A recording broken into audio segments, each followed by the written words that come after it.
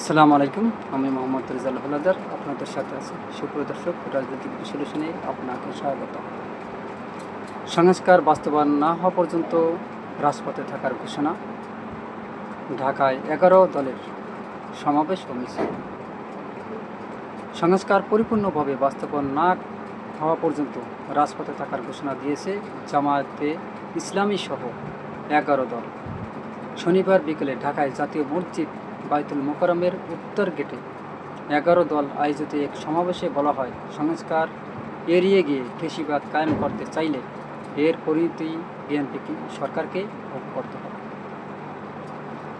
গণভোটের রায়ের বিরুদ্ধে সরকারি দলের অবস্থানের প্রতিবাদে এবং অবিলম্বে গণরায় বাস্তবায়নের দাবিতে আয়োজিত এই সমাবেশে জামায়াতের সহকারী সেক্রেটারি জেনারেল হামিদুর রহমানের আজাদ বলেছেন, সংস্কার পরিপূর্ণভাবে বাস্তবায়ন না হওয়া পর্যন্ত রাজপথে থাকা বিরোধী দল সংবিধান সংস্কার পরিষদের শপথ না নিয়ে বিএনপি গণভোটকে অবজ্ঞা করেছে, জাতিকে অপমান করেছে। তিনি বলেন, 11 দল বাংলাদেশে ইতিবাচক রাজনীতি করবে, সরকার জনস্বার্থে কাজ করলে সহযোগিতা করা হবে। তবে সরকার জনস্বার্থের বিরুদ্ধে গেলে রাজপথে ও সংসদে প্রতিবাদ করা হবে। সমাবেশে বাংলাদেশ খিলাফত মজলিসের আমির মাওলানা মোমিনুল হক বলেন, বিগত অন্তর্বর্তী সরকারের করা অধ্যাদেশগুলোর মধ্যে যেগুলো সরকারের ক্ষমতা বৃদ্ধি করে এবং আরও নিয়ন্ত্রণ প্রতিষ্ঠা করতে সহায়তা করে সেগুলো অধ্যাদেশ বিএনপির পছন্দ, আর যেসব অধ্যাদেশ জাতির কাছে জবাবদিহি করতে বাধ্য সেগুলো তাদের খুব অপছন্দ। বিএনপি এখন যে রাজনীতি করছে সেটি সুবিধাবাদের রাজনীতি।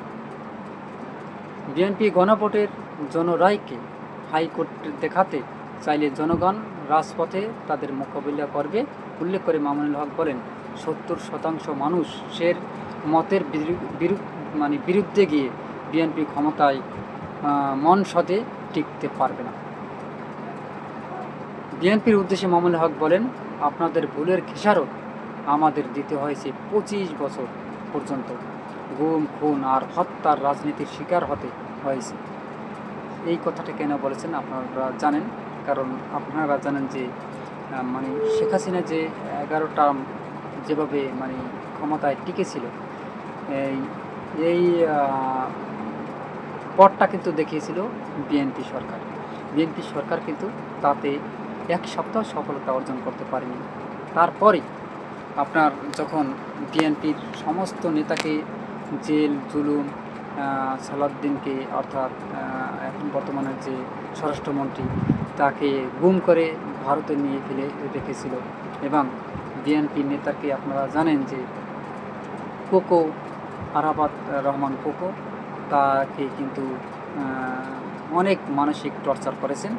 এমনকি সাবেক প্রধানমন্ত্রী বেগম খালেদা জিয়াকে বছরের পর বছর জেলখানা থাকতে হয়েছে। আসলে এতটা অমানবিক কার্যকলাপ হয়েছে 17 বছরে। এটা কিন্তু এই দেখানো পথটা ছিল কিন্তু বিএনপি। সেই কথা কিন্তু ইঙ্গিত করে কিন্তু মামুনুল হক কিন্তু কথাটা বলেছেন। কী বলেছেন? তিনি বলেছেন যে আপনাদের খেসারত আপনাদের ভুলের খেসারত বাংলাদেশের মানুষ অর্থাৎ আমরা 25 বছর ধরে দিয়েছি, এই কথাটা কিন্তু বলেছেন।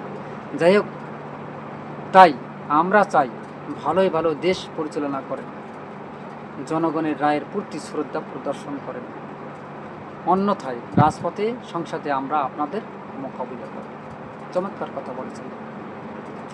এই সমাবেশে বিএনপির উদ্দেশ্যে জাতীয় নাগরিক পার্টির এনসিপির সদস্য সচিব আক্তার হোসেন বলেন, জনগণের ভোটে নির্বাচিত হয়ে সরকার গঠন করা বৈধ, আর জনগণের ভোটে সংস্কার হবে সেটাকে বলে অবৈধ, এমন দ্বিচারিতা বাংলাদেশের মানুষ সহ্য করবে না। দেশের রাষ্ট্র কাঠামো, সাংবিধানিক প্রতিষ্ঠানগুলোকে এক ব্যক্তির করায়ত্তে রাখতে চায় বলেই বিএনপি সংস্কার চায় না বলে অভিযোগ করেন তিনি। আসলে কথাটা কিন্তু বাস্তব করেছেন। দেখেন, যদি মনে করেন যেমন এক সরকার একজন প্রধানমন্ত্রী, একজন লোক দুবারের বেশি প্রধানমন্ত্রী হতে পারবে না। এটা কিন্তু একটা সুন্দর একটা ব্যবস্থা। যদি ওই গণভোট মানে সংস্কার যদি করা হয়, আপনারা জানেন যে সংবিধান সংস্কার করা হয় এবং জুলাইয়ের অধ্যাদেশগুলো যদি পালন করা হয়, এটা কিন্তু একটা চমৎকার একটা দিক। দেখেন, আপনি সারা জীবন খেয়ে যাবেন, আর যে আপনার পার্শ্ববর্তী যে ভাই আছে তারা কিছুই পাবে না, বা তারা ইয়ে হবে না। আসলে বিএনপির লোকের ভিতর কিছু বলদ কিসিমের আছে। বলদ কিসিমের কেন বলছি দেখেন, এই যে বলদ কিসিমের, এই যে আমরা বলি যে বিএনপির যারা বড় বড় নেতাকর্মী আছেন, আসলে কেউ নাম উল্লেখ করে আমি বলিনি, আমি মানে যেটা বলতে চাই, দেখেন যারা বড় বড় লিডার আছেন মানে দলের, তারা কিন্তু তাদের মাথা কি এটা আসে না যে যদি এই সংস্কার করা না হয় তাহলে বছরের পর বছর সারা জীবন রাজতন্ত্রে পরিণত হবে শেখ হাসিনার মতো। কারণ আপনার এটা যাবে, তারেক রহমান যাবে, তারপর কি আসবে, জাইমা রহমান, বা সে না আসলে বা তার স্ত্রী, এরকম পরিবর্তনটা হয়ে গেল না এটি এই রাজনীতিটা। এখন যদি এই সংস্কার মানে বড় বড় লিডাররা যদি না চায়, তাহলে তাদের কপাল তারা খাবে এবং তাদের কপালে ঘুরে যাবে, আর আমাদের জনগণের কিছু হবে না। যাই হোক, জনগণের ভোটে নির্বাচিত হয় সরকার গঠন করা বৈধ, আর জনগণের ভোটে সংস্কার হবে সেটা বলে অবৈধ। এমন দৃঢ়চিত্ত বাংলাদেশের মানুষ সহ্য করবে না। চমৎকার কথা বলছেন, আমিও একমত তার কথার সাথে। তবে বিএনপি যে পথে হাঁটছে সেটি ফ্যাসিবাদের পথ, এর বিরুদ্ধে দাঁড়াতে হবে বলে মন্তব্য করেন খিলাফত মজলিসের মহাসচিব আহমদ আব্দুল কাদের। তিনি কিন্তু চমৎকার কথা বলছেন।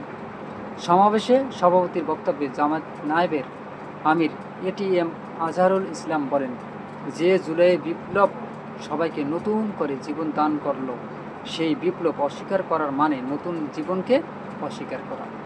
তারা বিএনপি আওয়ামী লীগের মতো ফ্যাসিবাদী কায়দায় এক ব্যক্তির কাছে সব ক্ষমতা দিতে চায়।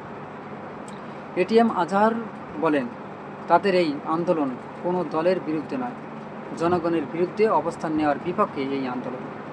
যারা একজন মানুষের কাছে ক্ষমতা কুক্ষিগত করার মাধ্যমে জোর করে ক্ষমতায় থাকার চিন্তা করছে, তারা বোকার স্বর্গে বাস করছে, কারণ এটা হতেই দেবে না 11 দলীয় জোটেরা।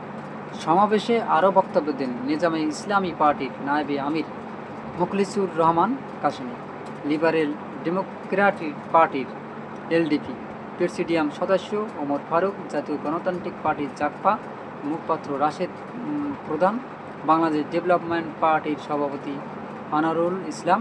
সমাবেশে সঞ্চালক ছিলেন জামায়াতের ঢাকা মহানগরী দক্ষিণের সেক্রেটারি শফিকুল ইসলাম মাসুদ, ঢাকা মহানগরী উত্তরের সেক্রেটারি রেজাউল করিম, এনসিপির জ্যেষ্ঠ যুগ্ম আহ্বায়ক আরিফুল ইসলাম আবিদ সহ কয়েকজন। উপস্থিত ছিলেন লেবার পার্টির চেয়ারম্যান মোস্তাফিজুর রহমান সহ ইরান 11 দলের শীর্ষ ও কেন্দ্রীয় নেতারা। সমাবেশ শেষে বায়তুল মোকাররমের উত্তর গেট থেকে বিক্ষোভ মিছিল বের করে 11 দলের নেতা কর্মীরা। মিছিলটি কাকরাইল মোড়ে গিয়ে শেষ হয়। মিছিলের এই মুহূর্তে দরকার সংস্কার। জুলাই নিয়ে টালবাহানা চলবে না। জুলাই সনদ মানে না যারা, স্বৈরাচার দোসর তারা, বাংলাদেশের শত্রু যারা, গণভোট মানে না তারা, জুলাই সনদের বিরোধী, হুঁশিয়ার সাবধান, এরকমের বিভিন্ন স্লোগান দেওয়া হয় এবং এই স্লোগানে মুখরিত হয়ে ওঠে ঢাকার রাজপথ। সুপ্রিয় দর্শক, এই স্লোগানকে কিন্তু অলরেডি বাংলাদেশের জনগণ কিন্তু লুফে নিয়েছে এবং এই স্লোগানকে মানে ভাইরাল করার জন্য কিন্তু চমৎকারভাবে চেষ্টা চালিয়ে যাচ্ছে এবং বাংলাদেশের জনগণ এই গণভোটের পক্ষে আছে। সুপ্রিয় দর্শক, আপনি কোন পক্ষে আছেন অবশ্যই আপনার মতামত কমেন্টে লিখুন এবং ভিডিওটি ভালো লাগলে আরএস বাংলা নিউজ 24-কে সাবস্ক্রাইব করুন। আপনি কি সংবিধান সংস্কার চান এবং গণভোটের পক্ষে না বিপক্ষে? অবশ্যই আপনার মতামত লিখতে পারেন। সুপ্রিয় দর্শক, আজকের মতো আমি এখানেই আমার ভিডিওটি শেষ করছি। যদি ভালো লেগে থাকে অবশ্যই আরএস বাংলা নিউজ 24-কে সাবস্ক্রাইব করুন, বেল বাটন অন করুন, লাইক ও শেয়ার দিয়ে সবাইকে দেখার সুযোগ করে দিন। আজ এই পর্যন্তই।